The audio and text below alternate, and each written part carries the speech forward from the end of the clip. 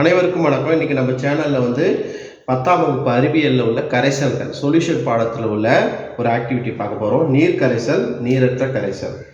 அதாவது ஒரு கரைபொருள்னா உப்பு, சர்க்கரை இதெல்லாம் எடுத்துக்கலாம். எது கரையுதோ அது கரைபொருள், அதை எது கரைக்குதோ அது கரைப்பான் அப்படின்னு சொல்கிறோம். சொல்யூட்டு, சால்வெண்ட் அப்படின்னு சொல்லுவோம் ஆங்கிலத்தில். அப்போ ஒரு கரைபொருளையும் கரைப்பானையும் கொண்டிருக்கும் கரைசல் அப்படின்னு சொல்லி 2 மார்க் கொஸ்டினில் வரும். இப்போ இதில் நீர் கரைசல், நீரற்ற கரைசல் எது பார்க்க போகிறோம். அதுக்கு என்ன பண்ணியிருக்கேன்னா உப்பு எடுத்துருக்குறேன். இந்த உப்பு வந்து என்ன பண்ணுறோம், போட்டு தண்ணியில் போட்டுக்கிறோம். அதை என்ன பண்ணுங்க, நல்லா இப்போ ஒரு கிளாஸில் எடுத்துக்கிட்டு தண்ணியில் ஊற்றி கரைக்கிறோம். இப்போ என்ன பண்ணுதுன்னா இது சாதா தண்ணி, இது உப்பு கரைசல் உள்ள தண்ணி. இப்போ நல்லா கரைச்சிட்டோம்.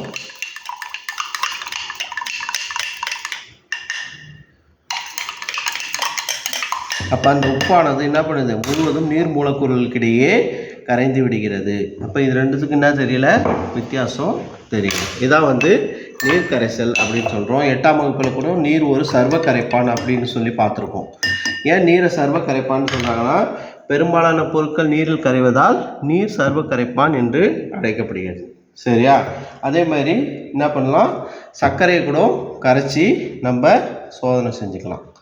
சர்க்கரை என்ன பண்ணுங்க, இது சர்க்கரையை எடுத்துக்கிட்டு தண்ணியை ஊற்றி கரைச்சாலும் என்ன பண்ணும், அந்த சர்க்கரை கரைஞ்சிடும்.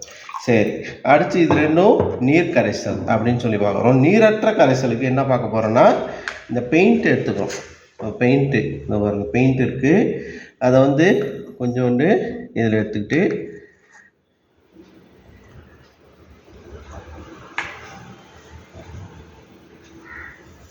எடுத்தாச்சு.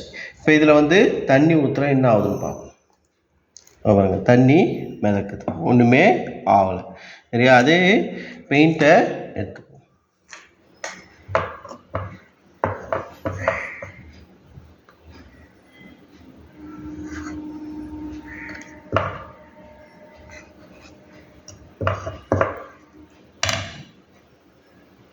இப்போ தின்னர் எடுத்துருக்குறேன்.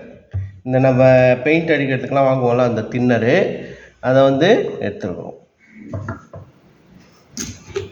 இப்போ இதை வந்து இந்த பெயிண்டில் ஊற்றுற என்ன நடக்குதுன்னு பார்ப்போம். இப்போ இந்த தண்ணியில் ஊற்றுறதுக்கும் தின்னரில் ஊற்றுறதுக்கும் என்னது வித்தியாசம் தெரியுது இல்லைங்களா? அப்போ பாருங்கள், இது கரையுது, இது கரையில். அப்போ இந்த கரைசி இது இங்கே என்ன பட்டிருக்கு, பெயிண்ட் பட்டிருக்கு. இதை கூட என்ன பண்ணலான்னா நம்ம தின்னரை ஊற்றி க்ளீன் பண்ணிடலாம். போயிடுச்சு.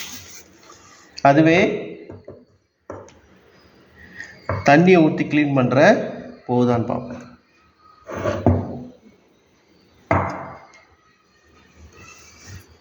ஒட்டிக்குது.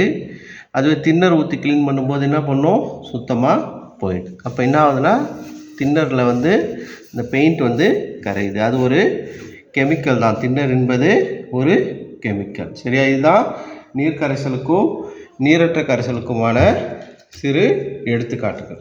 தேங்க்யூ.